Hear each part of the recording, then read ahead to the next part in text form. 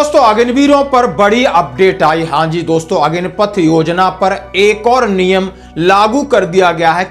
जो भी कैंडिडेट इस अग्निवीर पथ स्कीम में क्वालिफाई करता है उसको उस पूरे 4 साल के टर्म के लिए अवगाहित होना अनिवार्य है कि कोई भी अग्निवीर शादी नहीं कर सकता है। आखिर शादी क्यों नहीं करेगा, इसके ऊपर क्या स्पष्टीकरण दिया है और क्या होगा उसका नुकसान, इसके साथ ही अब पूरा नियम फाइनल होने वाला है कि कितने लोग परमानेंट होंगे और कितने लोग बाहर जाएंगे उनके लिए क्या है शर्तें।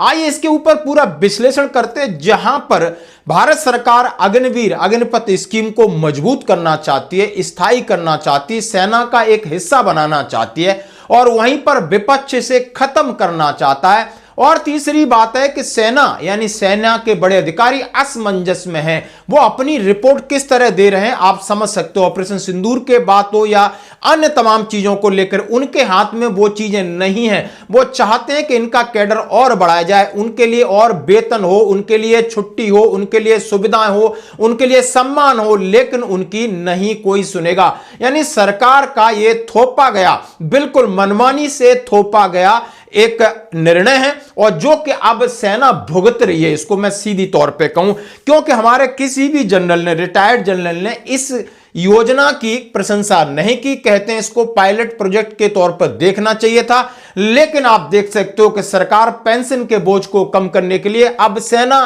के अंदर भी उन्होंने इस तरह की स्कीम ला करके कहीं ना कहीं असमंजस की स्थिति पैदा कर दी है। अब एक और असमंजस की स्थिति जिसमें कहा गया है अग्निवीर 4 साल तक शादी नहीं कर सकता।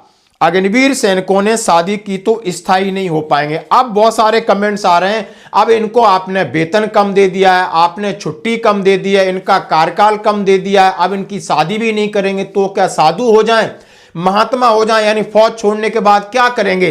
कम से कम अभी रहते कम से कम अच्छी शादी तो हो सकती थी, उसके बाद कहीं बाहर निकाल दिया और जॉब नहीं लगी तो कोई शादी भी नहीं करेगा, कोई लड़की भी नहीं देगा। और ऐसी बातें हरियाणा राजस्थान में बहुत सारे सैनिकों के सम्मेलन में उठाई गई थी कि अब जो शादी करने वाला आता है वो भी सोचता है भाई अग्निवीर है, परमानेंट सोल्जर नहीं है, यानी उसके शादी और रिश्ते भी कमा रहे हैं। ये बिल्कुल हमारे सामाजिक ताने बाने में सही बात है। और इसमें कहा गया है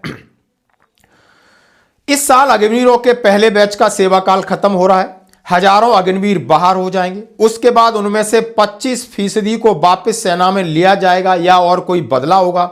और इसमें क्या, यदि अग्निवीर विवाह कर लेता है तो स्थायी सैनिक के लिए वो अयोग्य माना जाएगा। यानी आप 4 साल के बाद सारे लोग बाहर जाएंगे, उसमें से 25% अंदर आएंगे। इस पीरियड में, इस बीच के पीरियड में यदि आप शादी कर लेते हो तो आपको बिल्कुल रिजेक्ट कर दिया जाएगा। तीनों सेनाओं में अस्थायी सैनिक यानी अग्निवीर योजना 2022 में शुरू की गई थी। सेवा काल 4 साल का रखा गया था। इस हिसाब से तीनों सेना का जो पहला बैच है वो लगभग इस साल आप सेना से आउट होगा और उनकी प्रक्रिया शुरू होगी कि कितने रखे जाएंगे। अग्निवीरों के परमानेंट होने को लेकर एक खबर तेजी से वायरल हो रही है, जिसमें कहा जा रहा है कि भारतीय सेना में अग्निवीरों की शादी और स्थायी चयन को लेकर नियम साफ कर दिए गए हैं। इंडियन आर्मी के अनुसार अग्निवीर भर्ती के समय उम्मीदवार का अविवाहित होना अनिवार्य है। 4 साल की सेवा अवधि के दौरान शादी नहीं कर सकता है। यदि कोई अग्निवीर सेवा के बीच में विवाह करता है तो उसे इस योजना से बाहर कर दिया जाएगा। सेना के नियमों के मुताबिक 4 साल की सेवा पूरी होने के बाद अग्निवीरों का मूल्यांकन किया जाएगा।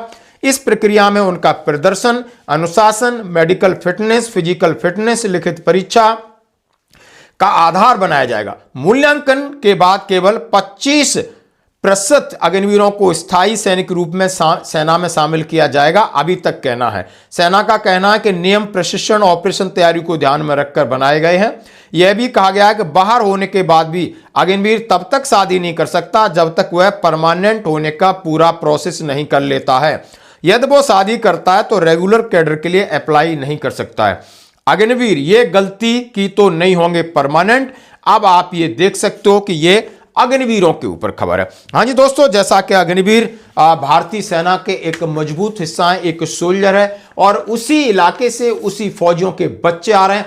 हम चाहते हैं इनके साथ न्याय हो, हम चाहते हैं इनके साथ 8वें वेतन आयोग में पेमेंट बढ़ोतरी हो, इनकी छुट्टी में जा पाओ, यानी सुविधाएं और जब काम बराबर है तो तनख्वाह और सुविधाएं बराबर होनी चाहिए। उसके बाद 4 साल के बाद आप क्या निर्णय लेते हो यह अलग बात है, लेकिन सरकार कहीं ना कहीं कुछ छुपा रही है। देखिए कोई न कोई चौंकाने वाला फैसला अग्निवीरों पर जरूर आएगा। धन्यवाद।